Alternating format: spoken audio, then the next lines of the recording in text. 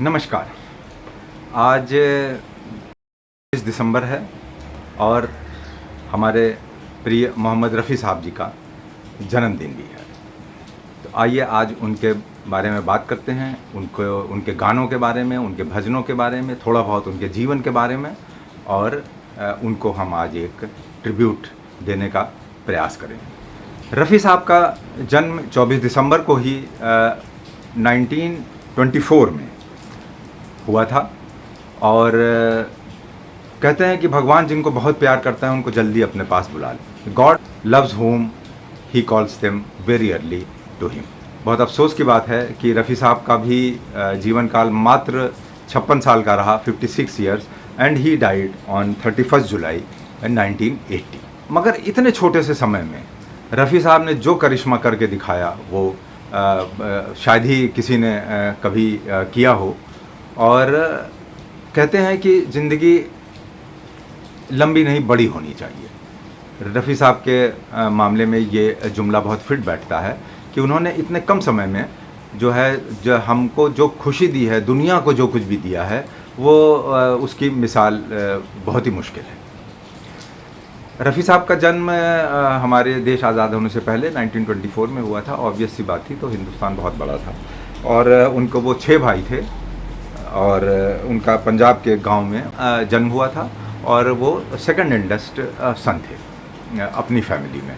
गरीब परिवार में जन्म हुआ था, तो वो लगभग 10-11 साल के होते होते तक वो किसी भिक्षुक के साथ गाने वगैरह गाते रहते थे और अपना तो बचपन से ही उनके अंदर, तो ये तो हम जानते ही हैं कि ये तो उनको भगवान का दिया हुआ करिश्मा उनको आवाज़ से मिला था, तो वो गाते रहते थे। शायद उससे उनकी कुछ लाइवलीहुड में सपोर्ट मिलता हो और उनका शौक़ तो था ही।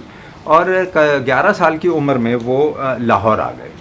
लाहौर में उन्होंने एक नाई की दुकान ज्वाइन कर ली और उसमें वो बार्बर का काम करते रहे। ऐसा ही हमको उनके बारे में जानकारी मिलती है। 21 साल के होने पर वो बम्बई शिफ्ट हो गए और उनको उस वक्त बम्बई में जाकर के उनको पहला गाना गाने को मिला। 1945 में एक फिल्म थी गांव की गोरी। वहाँ से जब रफ़ी साहब की आवाज़ को लोगों ने पहचानना शुरू किया, संगीतकार, गीतकार और सभी, तब उसी समय से उनका जो है वो बोलबाला अचानक से शुरू हो गया और धीरे धीरे वो तरह तरह के गाने उनको मिलने लग गए।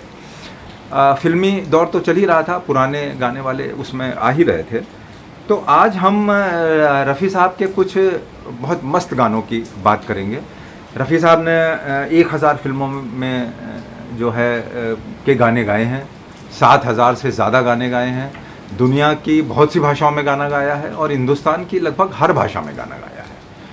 तो ये चमत्कार रफ़ी साहब ही कर सकते थे और हमारे यहाँ ये जो अचीवमेंट है वो किसी और भी गाने वाले बहुत अच्छे हुए हैं, लेकिन किसी को भी हासिल नहीं है, खैर लता जी को छोड़कर।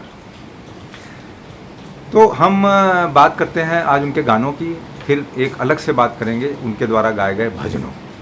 उसका एक पार्ट 2 हम लेकर के आएंगे। इसमें इतना समय नहीं है। उस ज़माने में जो हमारे संगीतकार हुआ करते थे, गीतकार हुआ करते थे, और जो गायक हुआ करते थे और उसके बाद पर्दे पर परफॉर्म करते थे, सबका इतना बढ़िया कोऑर्डिनेशन और सिंक्रोनाइजेशन होता था कि जो गाना बन के निकलता था वो हमारे दिलो जहन में छा जाता था।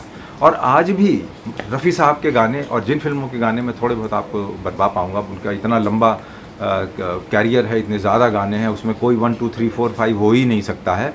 तो जो मुझे समझ में आया, आप मेरी प्लेलिस्ट इसको समझ सकते हैं।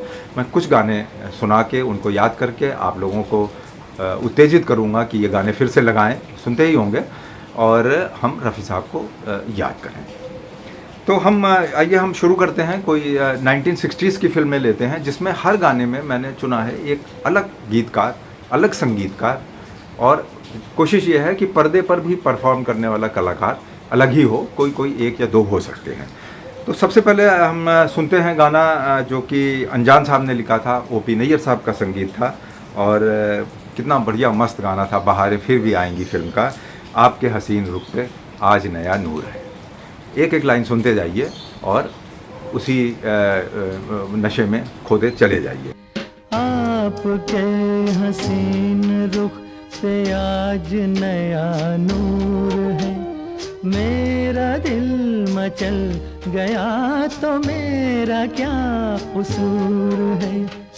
1960 में शकील बदायूनी साहब का लिखा हुआ गाना रवि साहब का संगीत था और फिल्म थी चौदहवीं का चांद। इसके बारे में तो बात ही करना बेकार है। हम इसको ज़रूर कह सकते हैं कि इससे अच्छा गाना आज तक न लिखा गया है न गाया गया है ये, और इसकी मैं कोशिश करूँगा बीच की भी एक दो लाइनें आपके साथ सामने ले आऊँ। चौदहवीं का चांद हो या आफताब हो, जो भी हो तुम खुदा की कसम लाजवाब हो। 1963 में फिल्म आई थी पारसमणि। गाना जो लिखा था वो असद भूपाली साहब ने लिखा था, लक्ष्मीकांत प्यारेलाल का संगीत था। वो जब याद आए बहुत याद आए। महिपाल कलाकार थे, बहुत ज़्यादा फेमस और हिट हीरो की कैटेगरी में आते थे उस ज़माने में। वो जब याद आए बहुत याद आए, वो जब याद आए बहुत याद आए, गमे जिंदगी के अंधेरे में हमने। 1964 में फिल्म आई थी परछाइयाँ, जिसमें जो है वो गाना धर्मेंद्र के ऊपर फिल्माया गया था।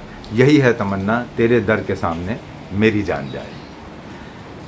और गाना था लिखा था राजा मेहंदी अली साहब ने और म्यूज़िक थी मदन मोहन साहब की। यही है तमन्ना तेरे दर के सामने मेरी जान जाए, मेरी जान जाए, हाय यही है तमन्ना तेरे दर के सामने। फिर आइए सुनते हैं 1961 में कैफी आज़मी द्वारा लिखा हुआ गाना, खयाम साहब की म्यूज़िक, शोला और शबनम फिल्म। और कितना बढ़िया गाना था, धर्मेंद्र के ऊपर फिल्माया गया था। जाने क्या ढूंढती रहती हैं ये आंखें मुझ में, राख के ढेर में शोला है न चिंगारी है।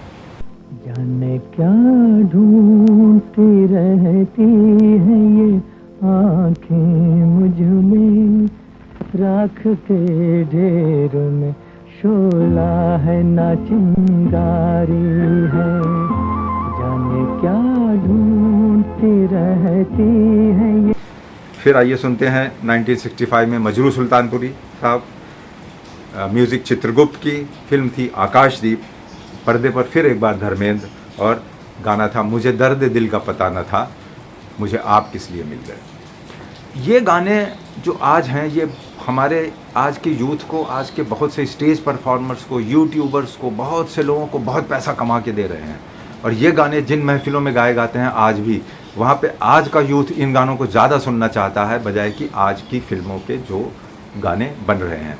क्योंकि आज के गाने बड़े, मैं उनकी कोई बुराई नहीं कर रहा हूँ, वो आज के ज़माने के हिसाब से ठीक हैं, बहुत फास्ट और बहुत जल्दी में लिखे जाते हैं, लेकिन वो फीलिंग्स नहीं है गाना लिखने वालों में और ना म्यूज़िक बनाने वालों में। ये हर कोई मानता है, ये खाली मैं नहीं कर रहा हूँ, ये खाली ओल्डीज़ के गाने नहीं हैं, ये ओल्ड सॉन्ग्स नहीं हैं। अगर ये गाना किसी भी आप यूथ को सुनवा दीजिए तो ही वो भी उसमें उसी नशे में आ जाता है। मुझे दर्द दिल का पता न था, मुझे आप किस लिए मिल गए, मैं अकेले यूं भी मज़े में था, मुझे आप किस लिए मिल गए। 1961 में फिल्म आई थी जब प्यार किसी से होता है। फिल्म पर हमारे सदाबहार हीरो देवानंद साहब थे। तेरी जुल्फ़ों से जुदाई तो नहीं मांगी थी, कैद मांगी थी, रिहाई तो नहीं मांगी थी। अब ये लाइनें आज कौन लिख पाएगा, समझ में नहीं आता है। शंकर जयकिशन साहब का संगीत था। अभी तक मैंने कोशिश ये करी है कि हर एक गीतकार अलग हो, संगीतकार अलग हो और स्टेज परफॉर्मर, मगर रफ़ी साहब का आप देखिए करिश्मा, हर किसी के साथ उनकी आवाज़ और उस कलाकार के साथ ऐसी ज़्यादा उसमें अमलगमेट हो गई है, उसमें ऐसे घुल गई है जैसे कि पानी में चीनी या नमक, और वो उभर के आई है हर जगह। पैद कैद मांगी थी, रिहाई तो नहीं मांगी थी, तेरी जुल्फों से जुदाई तो नहीं मांगी थी, कैद मांगी थी, रिहाई तो नहीं मांगी थी। 1962 में आरती फिल्म थी। प्रदीप कुमार स्टेज पर थे, मीना कुमारी साहब को वो तवज्जो दे के गाना गा रहे थे। अब क्या मिसाल दूं मैं तुम्हारे शबाब की, क्या फिट बैठता था मीना कुमारी के ऊपर भी। और इसमें भी मजरू सुल्तानपुरी साहब का जो है ने गाना लिखा था और रोशन का संगीत था। अब क्या मिसाल दूं मैं तुम्हारे शबाब की, इंसान बन गई है किरण महताब की। 1963 में ये वादियाँ ये फिजाएं बुला रही हैं तुम्हें, सुनील दत्त पर्दे पर, रवि साहब का म्यूजिक। ये वादियाँ ये फिजाएं बुला रही है तुम्हें, ये वादियाँ ये फिजाएं बुला रही है तुम्हें। 1957 में फिल्म आई थी प्यासा। गुरुदत्त साहब आज के ज़माने के हीरो थे, उनको तो इस समय पैदा होना चाहिए था। उन्होंने जो बातें उस समय लिखी, कहीं उनके गीतकारों ने जो गाने लिखे वो आज जितने सटीक बैठते हैं, आप एक बार सुन करके देखिए। ताहिर लुधियानी साहब का जो है वो राइटर थे गानों के, एस डी बर्मन साहब का संगीत था उस फिल्म में।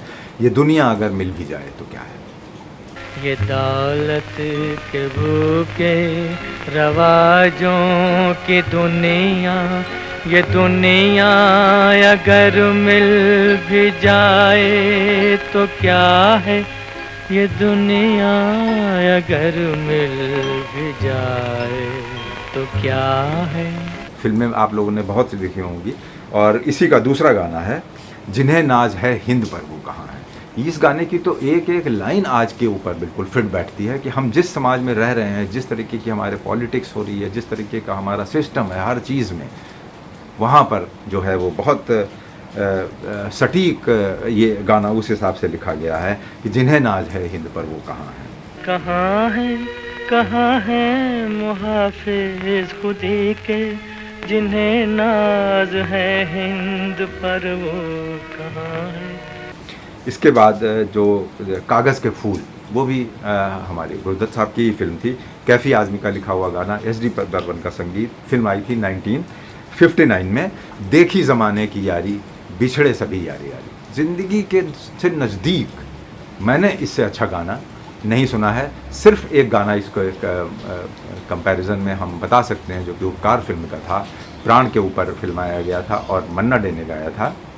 ये कसमें वादे प्यार वफा सब, बातें हैं बातों का क्या।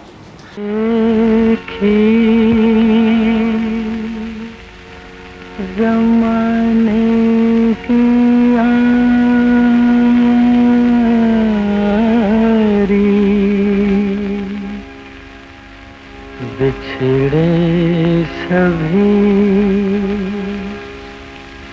बिछड़े सभी बारी बारी।